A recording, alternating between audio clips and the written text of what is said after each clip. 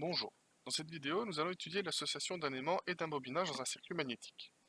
Alors on part d'un circuit magnétique ici qui comporte un aimant de longueur LA et de section SA et d'induction uniforme BA et un bobinage ici composé de N spires traversé par un courant I.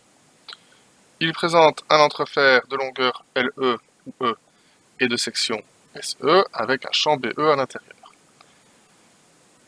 On nous demande d'abord d'écrire le théorème d'Ampère, et toujours en négligeant le H du fer, puisque celui-ci est beaucoup plus petit que celui de l'entrefer et de l'aimant.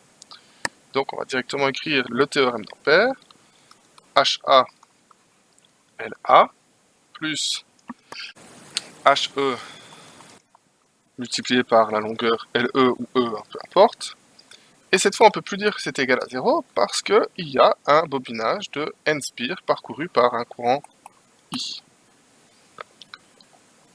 On nous demande aussi d'écrire l'équation de conservation du flux, c'est-à-dire BA SA est égal à BE SE.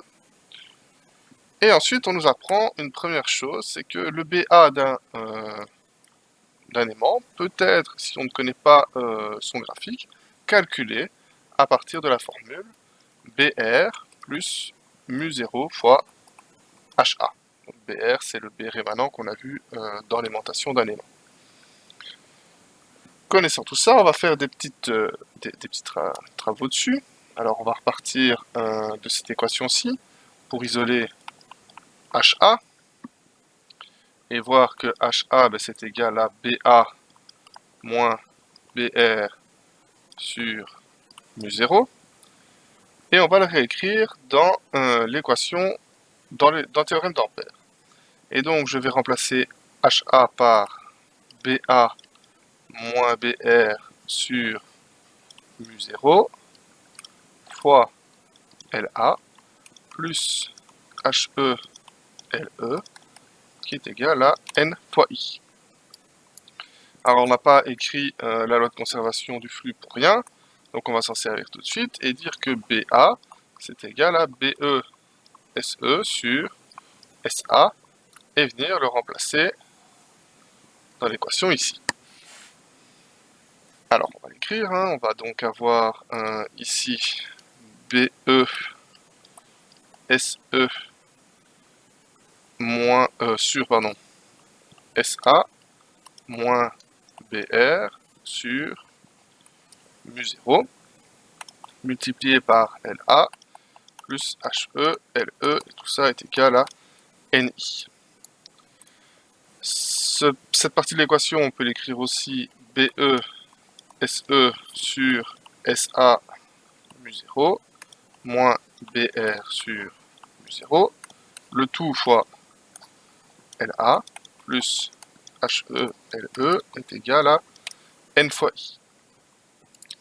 Alors ici, on a BE sur mu0, rappelons que ça vaut HE.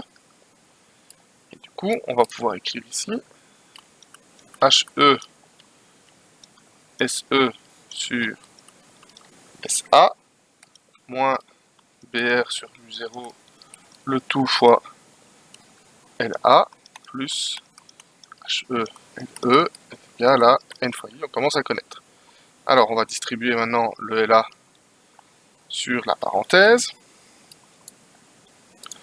On va donc avoir ici HE SE sur SA fois LA moins BR LA sur mu0 plus le reste de l'équation HE LE est égal à N fois I. Alors, on a un terme ici qui dépend de HE, un terme ici qui dépend de HE, ça veut dire qu'on va pouvoir mettre HE en évidence. Et donc, je vais avoir HE multiplié par, alors ici il reste, SE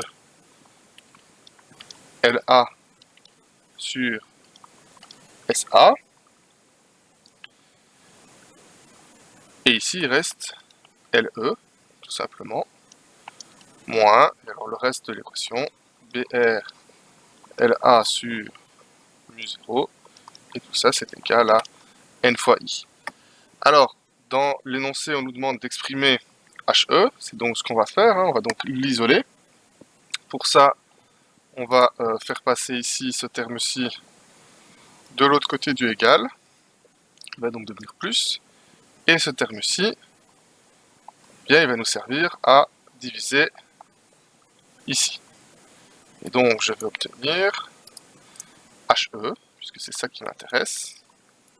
C'est égal à, alors ici, il me reste toujours NI,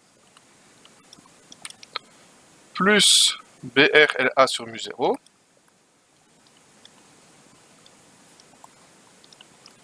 tout ça divisé par le terme ici qui multiplie HE, c'est-à-dire SELA sur SA plus LE.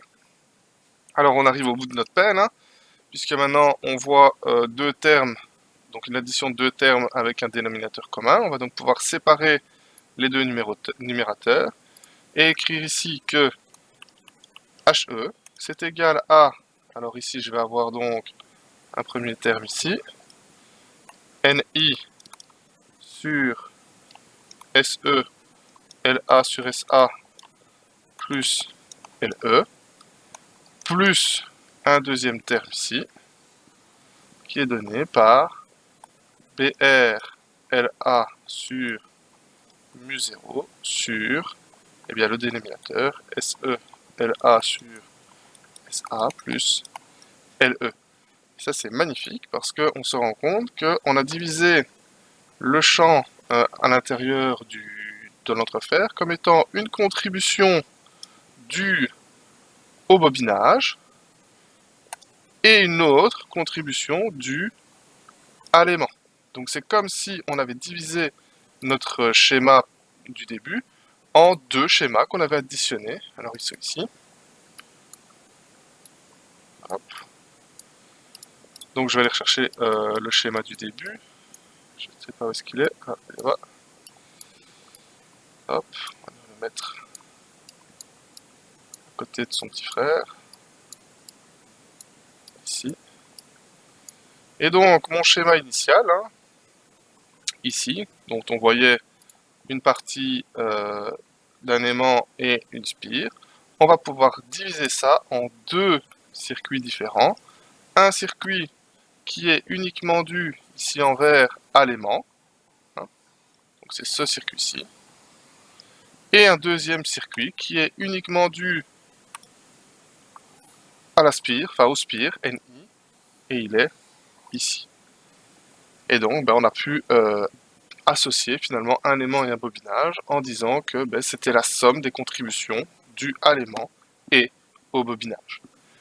Voilà, je vous remercie pour votre écoute et à bientôt.